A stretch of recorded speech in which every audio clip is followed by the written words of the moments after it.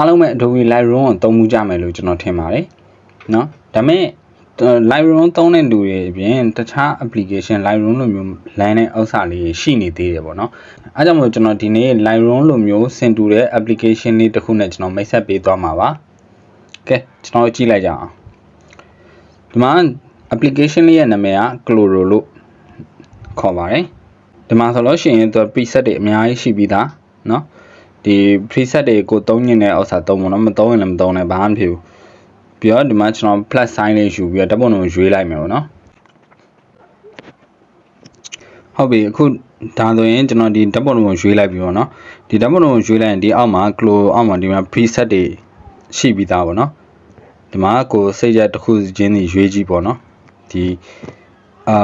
ကိုကြိုက်တဲ့ဥစ္စာတွေ့ရတဲ့အထိပေါ့နော်ဒါမှမဟုတ်လည်းဒီမှာ preset တွေအများကြီးပဲဗျာကိုကအဲ့လိုမျိုးမဟုတ်ဘူးကိုကိုချိန်နေတယ်ဆိုပါတော့အဲ့မျိုးဆိုလို့ရှိရင်လည်းဒီအလယ်မှာ adjustment လေးရှိတယ် adjustment လေးကိုနှိပ်လိုက်ဒီမှာ selected တွေပါလာပြီ Lightroom မှာဆိုရင်ကျွန်တော်သိသလောက် Adobe Lightroom မှာဆိုရင် selected feature က paint version ပေါ့နော်ပတ်စံပေးရတယ်ပေါ့နော်ပြီးတော့ဒီမှာ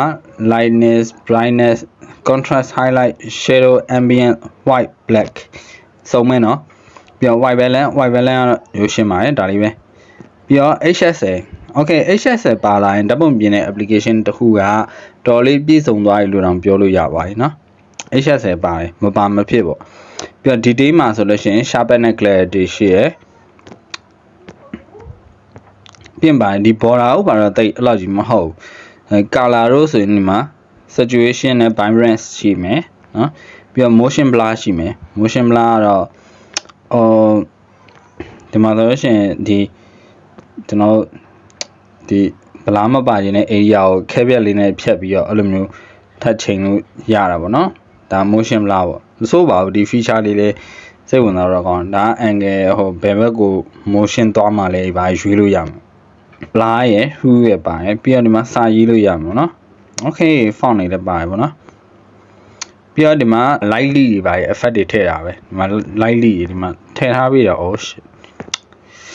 lightly တွေထည့်ပါနော်ဒီမှာညာဘက်ဆုံးကတော့ crop ပေါ့ဒါရိုးရှင်းပါတယ် perspective crop တော့ပါသေးတယ်နော်တွေ့လား perspective crop ဒီ perspective crop ကတော့ဟိုသိရလူတော့သိကြမယ်ထင်ပါတယ်ဒီပုံငါစမ်းကြည့်ပေါ့နော်ဒါကျွန်တော်ဒီ application နဲ့ဒါညွှန်းပေးတာဟိုအရင်ကောင်းတယ်ဗျကျွန်တော်ကိုယ်တိုင်လည်းအခုလက်ရှိသုံးနေတဲ့ application နဲ့မလို့ကျွန်တော်ကညွှန်းပေးတာပါပြီးတော့သူ့ရဲ့ cool feature တစ်ခုကိုထပ်ပြောပြအောင်မေ့သွားလို့ sorry ဒီမှာဆိုလို့ရှိရင်ဗျကျွန်တော်တို့ဒီဟောပေါ့ save receipt အခုကျွန်တော်အခုပုံပြင်ပြီးသလောက်အနေထားအတိုင်းပေါ့နော်ကျွန်တော်နောက်တစ်ပုံကိုလည်းကျွန်တော်ဒီ effect ဒီ style နိုင်မှာသွားရင်လည်းဆိုလို့ရှိရင်ဒီမှာ save receipt နဲ့လောက်လိုက်လို့ရှိရင်သူက QR လေးနဲ့ထုတ်ထားလို့ရတယ် QR လေးနဲ့ထုတ်ထားရင်ကျွန်တော်တငယ်လေးကိုအားရဒါငါသုံးထားတဲ့ effect ဟိရမင်းဒီ QR လေးနဲ့မင်းလှမ်းလောက်လိုက်လို့ရှိရင်မင်းဒီ effect တိုင်း auto ရမယ်ဆိုတာမျိုးပေါ့နော်ဒီဟာလေးဒီ feature လေးပါလေးကအစဒါကျွန်တော်ကြိုက်တယ်ပေါ့ဗျာနော်အဲ့ QR တွေကဘယ်မှာလာလဲဆိုတော့ဒီရှေ့သုံးမှာ custom ဆိုတာရှိရယ်ဒီ custom မှာဆိုရင်ဒီမှာ import ဆိုတာရှိရယ်အဲ့မှာကိုယ့်ရဲ့ QR ထည့်ထားတဲ့ဥစ္စာလေးတခုထည့်လိုက်ပါတော့ဒီမှာဒီ more light တို့ပါဆိုဒါကျွန်တော်လောက်ထားရဲ့ဟိုဟာ preset လေးပေါ့နော် more light တို့ဒီမှာဒီ white skin တို့ပါအဲ့မျိုးပေါ့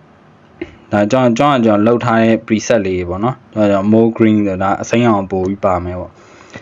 ကိုယ်တိုင်ကိုစိတ်သက်ချိန်ထားတဲ့ preset လေးဂျူဝါလေးပါထပ်ထုတ်ခွင့်ရလေးရတော့မစိုးပေါ့နော် plus ပေါ့ okay ဒါလောက်ဆိုရင်အားလုံးပဲဒီ application လေးအကြောင်းကိုနားလည်သွားမယ်လို့ထင်ပါတယ်အားလုံးပဲစမ်းပြီးတော့သုံးကြည့်ကြပါအဆင်ပြေရပါညာရှိရင်လည်းကျွန်တော်ဒီ comment ထဲမှာရေးထားခဲ့လို့ရပါတယ်အဆုံးထိကြည့်ပြရတဲ့အတွက်ကျေးဇူးတင်ပါတယ်အားလုံးပဲ bye bye see you in the next video